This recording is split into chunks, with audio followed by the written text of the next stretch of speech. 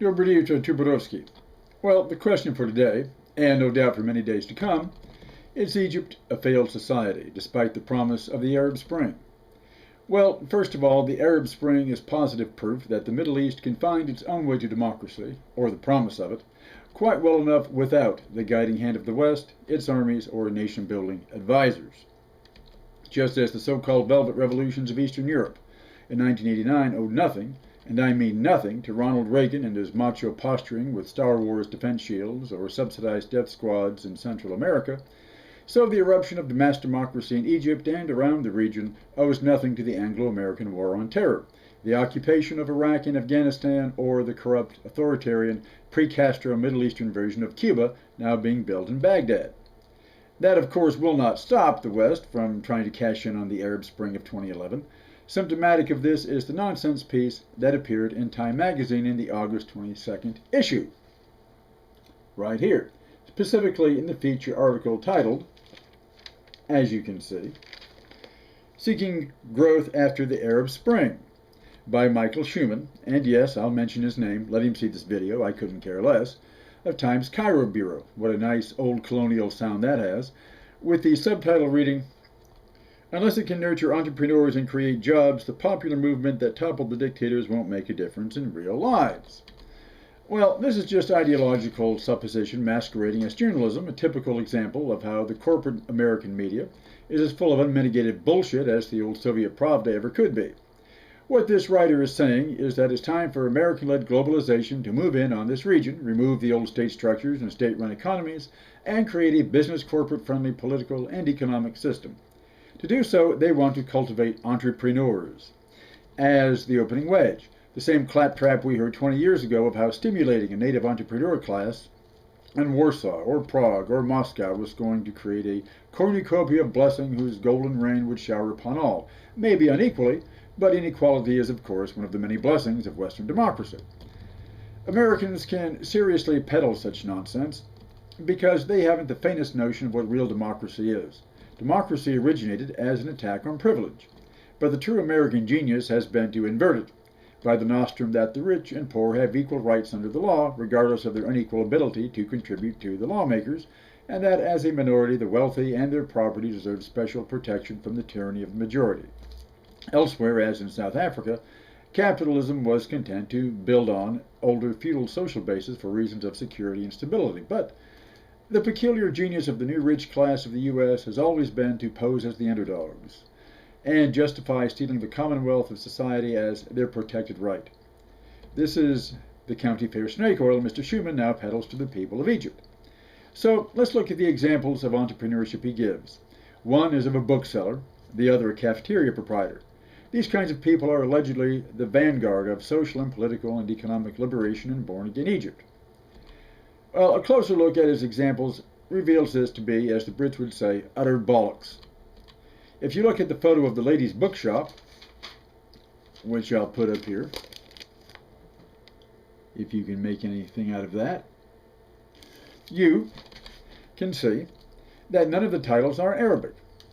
I see only French, targeting, in Schuman's own words, wealthy Egyptians in a hip bookshop. The second, the cafeteria owner, which you might be able to glimpse here, dishes out beef bourguignon and chef salads to clients like Procter & Gamble. Okay, well, Schuman's very examples show up his thesis as the ideologically driven leftovers they are, because this kind of entrepreneurship is parasitical. These people don't produce anything themselves, nor do they buy or sell Egyptian-made products. It's merely trading in goods produced elsewhere, serving a very narrow clientele of native elites or foreign corporate interests, just upscale shoeshine boys. This is emphatically not the kind of role model an impoverished mass society like Egypt needs. 80% of Egypt's 81 million people live on 20% of its land along the Nile Delta, because only that 20% of the country's land surface is naturally life-sustaining. That's been true since human first appeared on the Nile Delta in North Africa and remains so despite land reclamation projects of the last century. The average Egyptian was for millennia a fellahin, working a village plot for landlords, latterly a sharecropper picking cotton for the global market, until Nasser's revolution transferred him to the cities for proletarian purposes.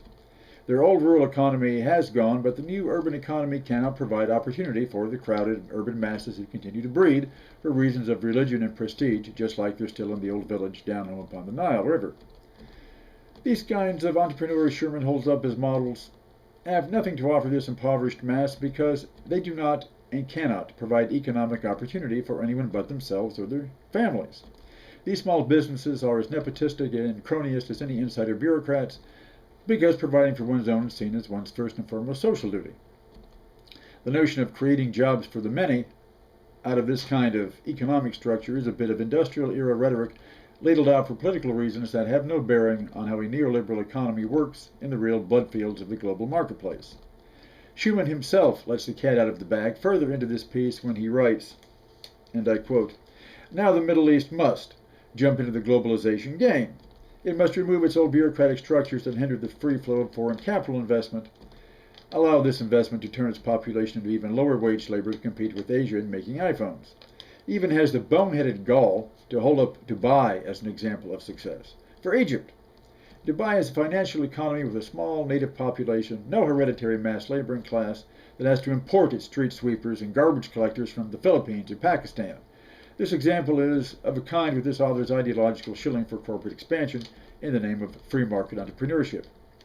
It's also nonsense because, as economists like Ha-Joon Chang of the Faculty of Economics at Cambridge in the UK or Eric Reinert, technology professor at the University of Tartu, Estonia, have shown that Western economies developed not through open doors of foreign capital in a self-regulating market, but through protectionism, government intervention and subsidy, and strategic investment, because they could not afford the luxury of free trade.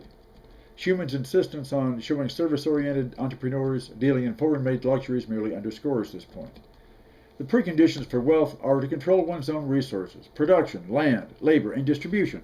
This is the exact opposite of what the likes of Schuman advocate.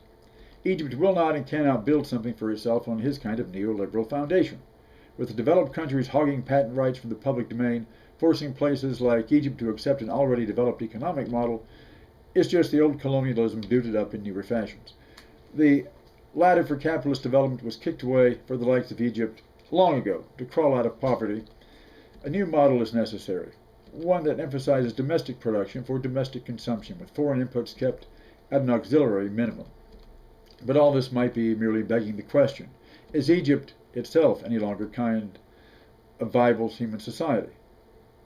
Has it reached the end of the road in its human potential, given its great disparities not only in wealth, but in population, in its habitable land, food, and water?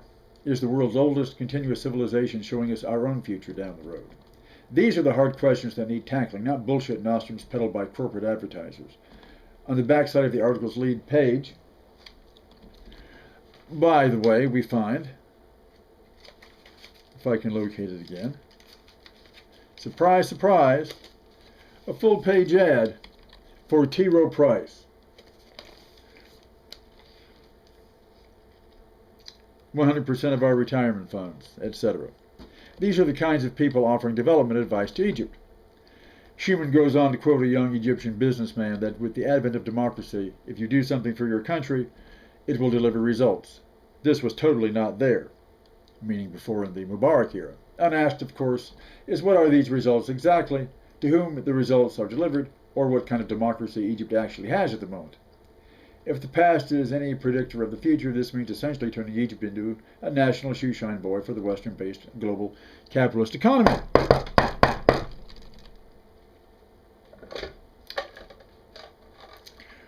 Hello. Who? Adam Smith, author of The Wealth of Nations. What you been up to? Arm wrestling with Karl Marx, huh? He just wanted to say that author Schuman is just following the advice you gave centuries ago in laying the foundations for a prosperous realm. Do as I say, not as I do. Well, don't worry. The new global market economy will ensure they can't even do that.